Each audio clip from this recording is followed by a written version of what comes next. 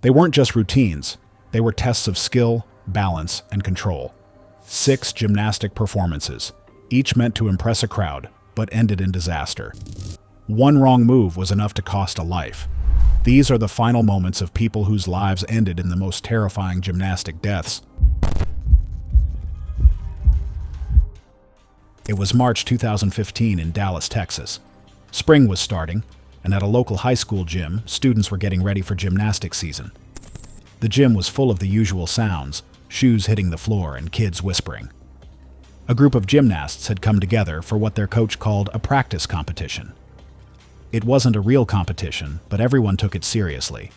For most of these teenagers, it was their chance to show what they could do before the real meets started. One of the gymnasts was Emily Peter, who was 17 years old. Her family didn't have a lot of money, but her parents wanted to help her get a college scholarship through gymnastics. Her teammates always said she worked really hard and never gave up. She practiced every day, trying to balance school with long hours at the gym. Everyone knew Emily pushed herself to learn new moves, sometimes trying things that were risky just to show she was getting better. That day, she was getting ready for her turn on the balance beam. The balance beam was 4 feet off the ground and only 4 inches wide. There was chalk dust on it from other girls who had gone before her. Emily put chalk on her hands, fixed her ponytail, and waited for her coach to say she could start. Her friends and teammates sat close by, and some had their phones ready to record. The gym was packed with parents and other students who clapped nicely when each routine started. When it was Emily's turn, she got on the beam and moved carefully. She did a series of jumps and spins. People who watched said she looked good and in control at the beginning of her routine. The hardest part came at the end, a backflip to get off the beam. She had practiced this move many times before. It needed to be fast, exact, and she had to push off the beam just right. She stopped at the end of the beam, focused on what she was about to do, then jumped into the air. For just a moment, it looked like everything would go perfectly. But her left foot slipped on some chalk near the edge of the beam. Instead of flipping all the way around, her body twisted to the side. People watching said they gasped as she spun out of control. She completely missed the safety mat. Emily hit the hard gym floor with her head first. The sound was so loud it echoed through the whole gym. Some students were so shocked they dropped their phones. One of her teammates screamed her name. Emily's body moved once, then stopped moving completely. Her arms lay still at her sides. The coaches ran over to her right away.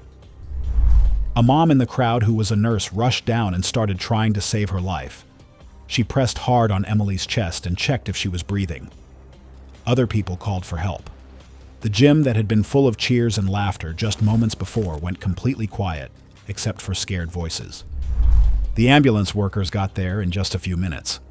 They worked fast, hooking up machines and continuing to try to help her breathe. People described seeing flashing red lights outside the school and hearing the stretcher wheels rolling across the floor. Emily was put in the ambulance while her teammates stood together, many of them crying. Even with all their efforts, she died at the hospital. Word spread quickly around the school and town.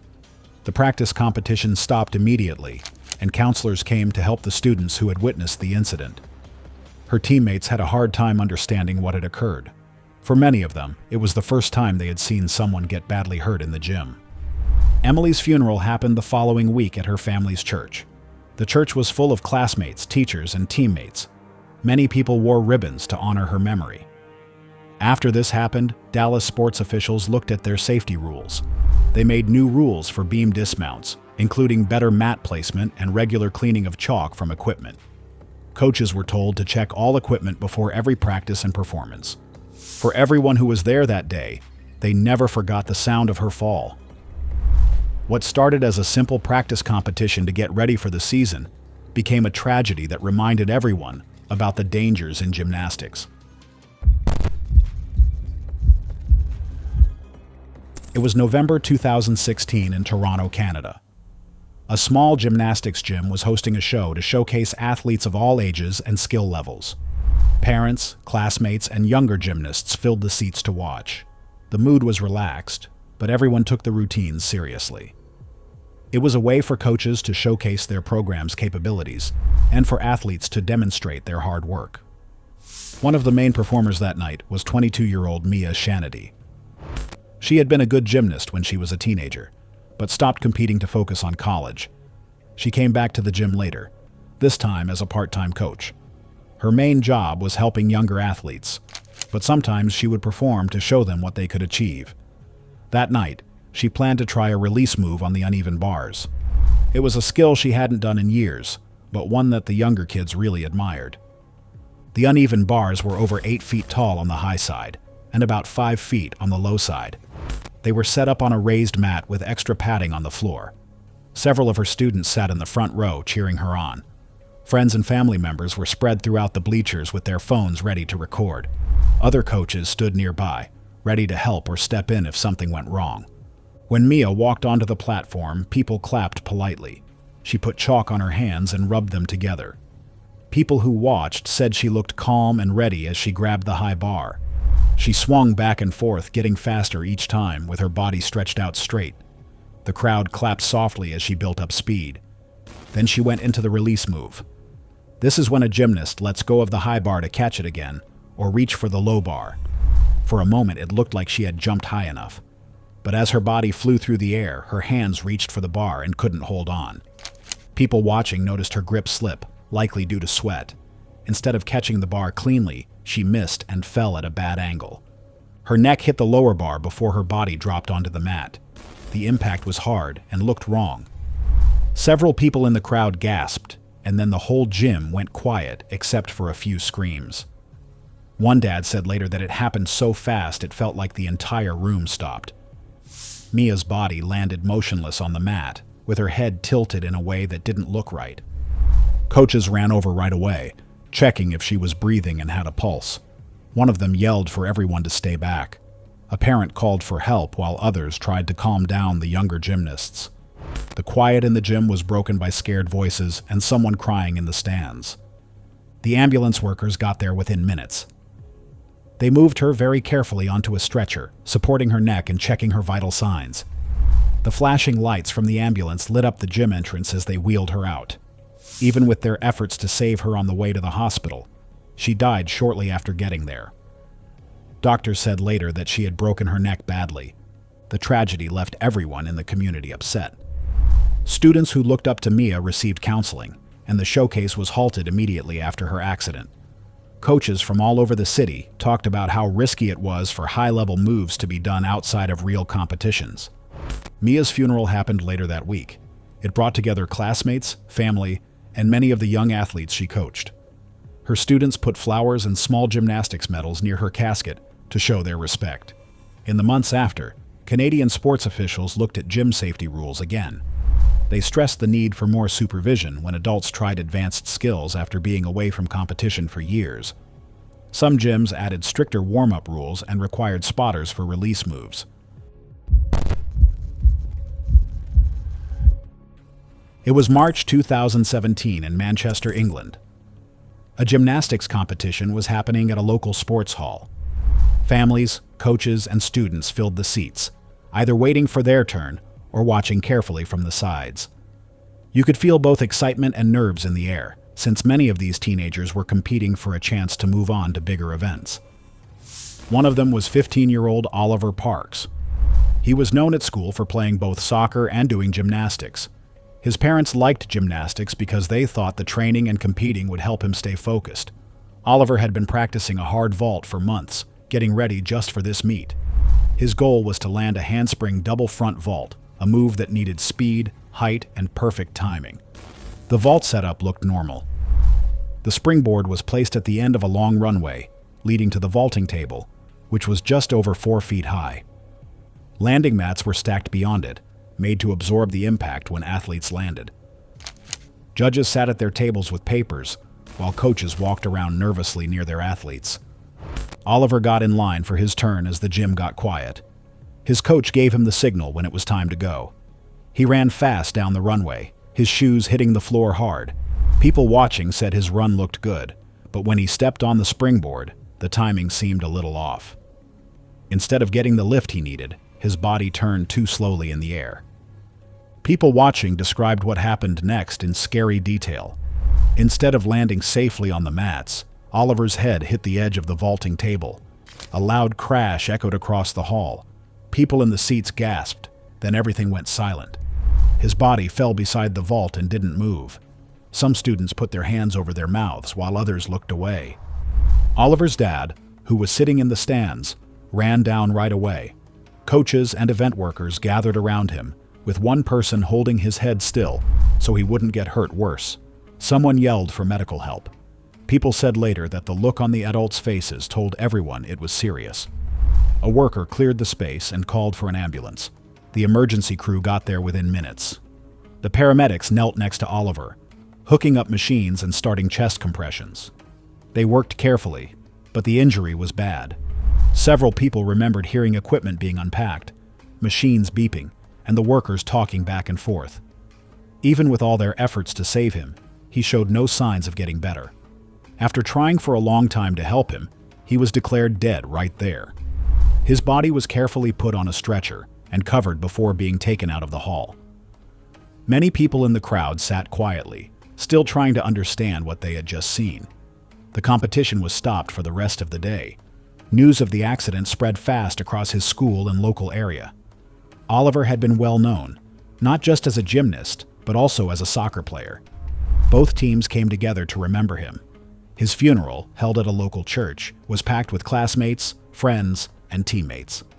Soccer uniforms were displayed alongside his gymnastics medals, showing both parts of his life. In the weeks after, sports officials looked at their equipment and safety rules again. Vault setups were checked more often, and rules were updated for springboard checks. Coaches were told to watch athletes closely during risky skills, especially those still learning advanced moves. For everyone in the gym that afternoon, the sound of his fall stayed clear in their minds. What was supposed to be a competition for young athletes became a reminder of how unforgiving the sport can be when timing is off by even a tiny bit. It was September 2017 in Sydney, Australia. A local gym was holding an open gym night, letting anyone use the trampolines, foam pits, and basic gymnastics equipment. These events were popular with college students who came in groups to try flips, jumps, and tricks outside of regular classes. The atmosphere was fun, with music playing through speakers and groups of young people cheering each other on. One of the people there was 19-year-old Jessica Mendez. She was a nursing student who came to the gym with friends as a way to relax and have fun. Jessica had done gymnastics when she was younger, though she wasn't training competitively anymore. Open gym nights gave her a chance to use those skills again in a casual way. That evening, her group of friends encouraged each other to try harder moves. Jessica agreed to attempt a triple front flip, a move she had only landed once before. The trampoline she used was rectangular and surrounded by padded mats and a metal frame covered with protective padding. Staff members were nearby, but they weren't watching as closely as during official classes. Several of her college friends gathered around, pulling out their phones to record her attempt. Jessica started by testing her jumps, bouncing higher with each push. People watching said her takeoff looked good as she pulled her knees into her chest and began flipping forward. The crowd counted the flips as she spun in the air, but as she finished the third flip, her body tilted too far forward. Instead of landing flat on the trampoline, she drifted toward the edge. Her head hit the metal frame where the protective padding hadn't fully covered it, making a sharp sound that made people nearby gasp. The force of the impact caused her body to snap backward before rolling off the trampoline onto the floor. The gym went quiet for a moment, then her friends started screaming. Some ran to her side, while others went to get the staff. Coaches quickly came over, rolling her carefully onto her back. One started chest compressions, while another checked if she was breathing. People watching described blood coming from her nose and ears, signs of a severe brain injury. Someone called for help as the group tried to keep others away from what was happening. Paramedics got there minutes later. They worked fast, hooking up equipment and continuing CPR. The flashing lights from the ambulance reflected through the gym windows as she was lifted onto a stretcher. Despite all the efforts from both staff and paramedics, she never woke up and was later declared dead at the hospital. The accident shocked everyone who had been in the gym that night. Many of the students who had recorded her attempt deleted their videos, upset by what they had captured. The open gym session ended right away, and the facility closed for several days while officials looked into what had gone wrong. Jessica's funeral was held at her university chapel. The service was filled with classmates, professors, and friends who placed flowers on her casket. Many of her fellow nursing students came, showing support for her family and honoring her memory. In the weeks after, the gym brought in stricter supervision rules. Advanced flips and spins were no longer allowed during casual sessions without a coach present. Staff were also instructed to inspect the padding on all equipment before open gym nights began. These changes were announced publicly, with the facility saying safety was its top priority.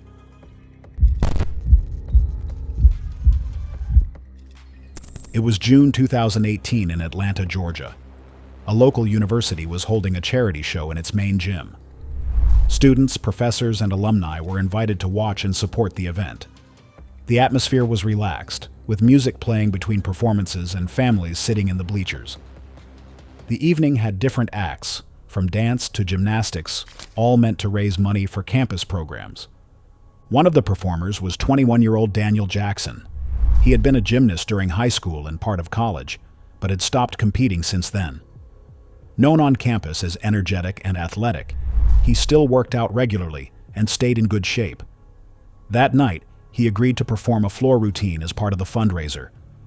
For him, it was a chance to remember his competitive days and entertain the crowd with a tumbling pass he had once been good at. The gym was packed with classmates, professors, and friends. The floor mat was rolled out in the center of the court. There were no judges since this wasn't a competition, but faculty members and event organizers sat near the front, clapping for each performer. When Daniel stepped out, the crowd cheered, some holding up their phones to record. He started his routine with basic moves, moving confidently across the mat. People watching said later that he looked strong as he built up speed for the hardest part of his performance. His plan was to attempt a double backflip with a twist, a skill that needed perfect timing and landing accuracy. He ran across the mat, pushing off into the air. At first, his spinning looked good, but as he came into the final twist, his body slowed down. People watching described how he didn't rotate enough, leaving him short of completing the move. Instead of landing upright on his feet, he crashed headfirst into the mat. The sound of impact carried across the gym. A loud impact was heard as her neck bent unnaturally. Gasps and screams came from the bleachers. Several people dropped their phones. Some students turned away in shock, and a few looked like they might faint. Coaches and athletic staff ran from the sidelines, calling his name and checking if he was moving. Daniel lay still on the mat. Event organizers quickly cleared the floor. Someone called for help while others tried to hold back the shocked crowd. People described silence falling over the gym, broken only by the panicked voices of those trying to help. One coach carefully checked if he was breathing, but signaled right away that the injury was bad. Emergency medical workers got there within minutes. They put a brace around his neck and began trying to save his life before lifting him onto a stretcher. The flashing red and blue lights outside the gym could be seen through the glass doors as he was carried into the ambulance. Despite getting to the hospital quickly, doctors later confirmed that Daniel had died from a broken neck caused by the landing. The fundraiser ended right away, and the gym stayed closed for several days after. News of the accident spread quickly across the campus, with many students struggling to accept what they had seen. Daniel's funeral was held at the university chapel the following week. Friends and classmates displayed his old gymnastics medals, photos, and trophies near the casket. Professors and teammates spoke briefly about his love for athletics and his presence in the community. The service was filled with students wearing school colors as a tribute. In the weeks following the tragedy, athletic leaders across the state started awareness campaigns. They stressed the risks of attempting high-difficulty moves without recent training or proper supervision. Colleges and gyms were reminded to check safety whenever shows included advanced gymnastics routines. It was September 2018 in Phoenix, Arizona. At a large public high school, students and staff gathered inside the gym for a pep rally before the football season started. The bleachers were packed with hundreds of classmates, teachers, and parents. Music played loudly through the speakers as cheerleaders and student performers took turns on the floor. The atmosphere was full of shouting, clapping, and the steady beat of drums from the school band. One of the cheerleaders was 16-year-old Alyssa Ramirez. She was both a cheerleader and a gymnast, known for her ability to do difficult tumbling moves. For this pep rally, her squad prepared a routine to get the crowd excited. Alyssa's job was to end the sequence with a back handspring layout, a skill that needed speed, power, and perfect timing.